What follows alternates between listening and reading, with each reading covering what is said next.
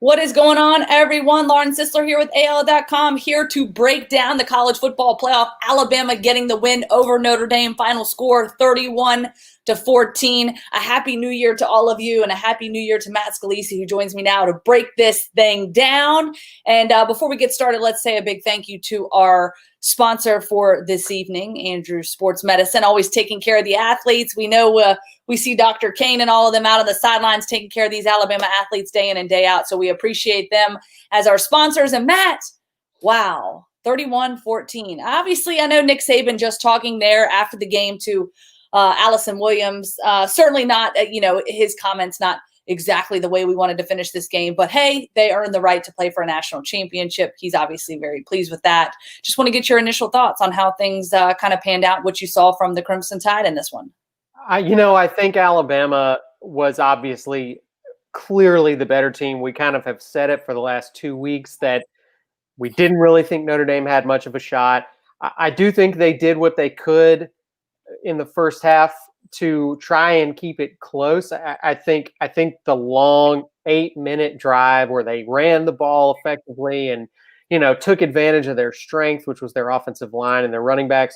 I think that was the way to try and keep this game close. But unfortunately, their defense didn't do what they needed to do to make that strategy work. And they fell behind so fast. You're down, it's just like we said, you're down 14-0 before you can even look up. And it doesn't matter if you go on an 8-minute drive after that, because killing the clock isn't helping you at that point. And that's part of what makes this Alabama team so good and so difficult to compete with is, there's only some very specific things you can do to beat them, and most teams just aren't built that way. And Notre Dame certainly wasn't. I think Alabama, honestly, offensively, played it relatively conservatively in this game. I don't think they really emptied the playbook. I don't think they had to show a whole lot, which is really the ideal scenario. If you don't really have to work that hard or put a lot of things out there on film, it means you probably have some special things left in the tank for the next game. And, just sort of an efficient day, 25 of 30 for Mac Jones for just under 300 yards, 4 touchdowns. Najee Harris grinds out 125 yards on the ground. DeVonta Smith scores 3 touchdowns without it really even looking like he's trying very hard. It's just kind of a textbook day for this 2020 Alabama offense. Yeah, no doubt. And kind of looking at the statistics, obviously Mac Jones' performance, phenomenal, 25 of 30, 297 yards, 4 touchdowns. And how about Najee Harris? I know we were all kind of, the Twitter sphere blew up after this one, obviously, as we saw Najee Harris make the big leap. And that kind of just sort of gave you that instant reminder as you're watching this game unfold. I think Alabama was up 14-0 at that point that, hey, like, this is what they do. This is what they do best. I guess just kind of watching, this team come out and perform the way that they did. Obviously, there was some question marks about Landon Dickerson being out, their center, and being able to see Chris Owens come in and shift things around. He's the jack of all trades, as Nick Saban said. I think that this Alabama football team has prided itself on just these explosive plays and just being able to, just continue to pick up big yardage plays. And, there were some penalties and mistakes, especially there in the second half. But, overall, Alabama just delivered. DeVonta Smith, obviously another big game, 7 receptions, 130 yards, 3 touchdowns. We saw that touchdown in the end zone that just wowed me, of course, when he was there by the pylon, and just his awareness, his ball skills and his awareness are always just so phenomenal to me. And so it just once again shows you why, he's up for a Heisman Trophy. And again, I just don't think Notre Dame had it in the deck of cards when you watch this game unfold, even coming out in the second half. They were down 21-7 coming into the third quarter. And, I just don't think Notre Dame had an answer for this Alabama offense. And just really couldn't move the ball effectively and consistently to be able to really keep up and play toe-to-toe. And we knew coming into this one that Notre Dame was going to have to do that and really create some opportunities and create some mistakes for Alabama if they even wanted a shot at getting out front. And obviously that not being the case. And now Alabama's on to playing for a national championship against the winner of the game that's about to kick off as we speak with Clemson and Ohio State. So with that being said, Matt, I mean, if you look at that matchup and based on what you saw, the body of work, is there a preference to you as to who you hope comes out on top with this that you would like to see match up against Alabama in the national championship at this point? I think you could make a great argument for either one. I think certainly both are more evenly matched with Alabama than Notre Dame was. I think the talent gap will be smaller between Alabama and either Ohio State or Clemson than it was with Notre Dame today. So I think it'll be a more competitive game. I would tend to say that there's good emotional narratives on both sides of that game. Obviously Alabama lost to Clemson and Trevor Lawrence the last time they played them out in San Jose.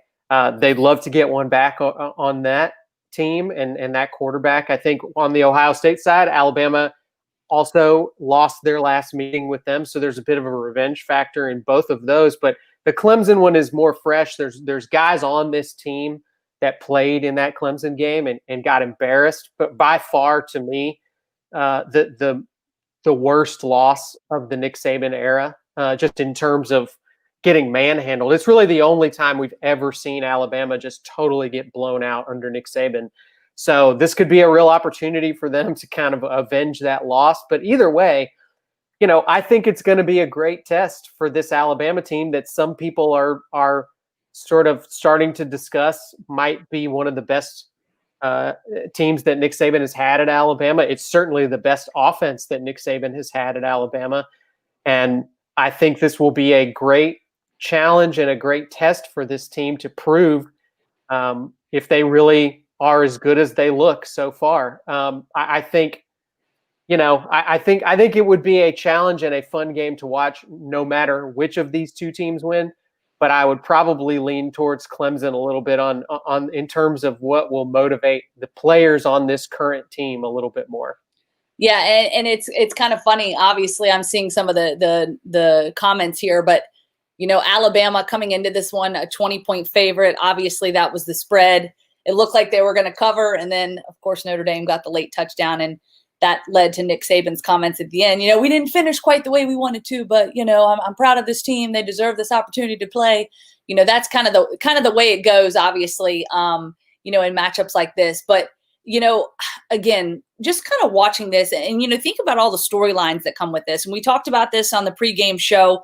You named 6 Alabama players to the first team All-American team or whatever. And, just kind of going back and you think about how they've arrived at this spot. Okay. Just this season as a whole, the narrative and everything that has gone into making this season possible is really just tremendous. And so, there was that part of me kind of going into the season when you say, man, like there's going to be a big asterisk beside whoever wins the national championship, there's going to be an asterisk. But in some ways, in my opinion, and now that I'm done traveling for the season and feel like, I can sit back and take a deep breath and you think about all that these guys have had to overcome, all that these teams have had to work for, and to be able to do it, week in and week out, the testing protocols, the stringent, and Alabama has been so on top of things. Yes, there have been positive tests. Yes, contact tracing, but for the most part, Alabama has, kept its nose clean. I know that's a terrible pun, I guess. Nose swab. But all that to say, I wouldn't even thought about it. But all that to say, it's just really tremendous. And then I want to take it another step further. When you look at the storylines within the big storyline, which is Mac Jones, Najee Harris, DeVonta Smith, Mac Jones was a guy that he was a 3-star quarterback, had no intention and plans to come to Alabama. I think he had signed on with Kentucky. And then when Alabama offered him, he's like, all right, yes, I'll come to Alabama. Knowing good and darn well he was going to sit behind some of the best quarterbacks in Jalen Hurts, Tua Tagovailoa, And, I mean, there was still some skepticism that he might even play this season when you're bringing in the blue chip quarterback from California and Bryce Young. So for him to just have the season that he did and, to be able to play and manage the football team the way that he has with such poise and maturity has been phenomenal. And then Najee Harris is another great story, just someone that had so much frustration, throughout his career, just really wanted that opportunity. I remember him pouting a couple years ago when we were at the college football playoff, didn't even want to talk to the media. And it was like, what is wrong with this guy? And, some of the guys on the staff and some guys close to him just said, there's a lot of frustration with where he's at right now and how he feels like he's sort of been limited on opportunities. And now look, I mean, he waited his turn and, he has come out as, a Heisman finalist and someone that people, a guy that is up in the rankings and certainly, well respected and is going to have a bright future ahead of him. So, just so many storylines there. And then DeVonta Smith, of course. I mean, I feel like we could go on and on and on and on. No, I do think that this is a team, particularly on the offensive side. I mean, this is one of the most decorated teams that we've ever seen. There were teams like this under Saban on the defensive side. If you go back to 2011, if you go to 2016, where there's 5-6 guys that are winning awards and making All-American teams, and it seems like everybody on that entire side of the ball on those teams was drafted very high. This is the inverse of that. This is an offense where basically every single player on this offense is elite and is probably going to be a fairly high NFL draft pick. And I think that is kind of how things have been going for a few years now at Alabama. I think it's a shift that really began, about 5 years ago or so under Lane Kiffin and continued right through up to where we are today with Steve Sarkisian, who has obviously had a long relationship with Kiffin. And that side of the ball has become dominant. And it's in part because that's where college football went. The teams that were winning national championships were the elite offenses. And Nick Saban essentially rebuilt his entire program from the ground up to become an elite offense so that he could continue to be competitive. And we've seen Alabama go from being the school that put linebackers and defensive linemen and safeties and corners in the NFL every year to being the school that is putting wide receivers in the first round every year, having multiple starting quarterbacks in the NFL, having elite running back after elite running back. I guess that was never really not a thing at Alabama, but the passing game is really the part that's changed for Alabama and has become elite. That's the only way to say it. I mean, it's up there with any other program you can find in history in terms of the amount of talent throwing and catching the ball for Alabama. And that has not necessarily always been a thing in this program's history. It's relatively new. And I think that Mac Jones is going to go down on the list of great Alabama quarterbacks, whether he wins a Heisman Trophy or not. I think that DeVonta Smith is going to be looked at as arguably the greatest wide receiver in Alabama history. That's a tough competition, whether he wins the Heisman or not. But I think at this point, I think it's pretty certain that one of those two guys is going to win a Heisman. And that alone is going to make this team special and memorable for the fan base. Yeah, no doubt. And obviously the fact that Jalen Waddle, become unavailable this year after getting the injury, that could have certainly changed the landscape of the Heisman Trophy race. I know that there's discussion and, thoughts about him possibly coming back and being back in time for the national championship game. I think that's still TBD.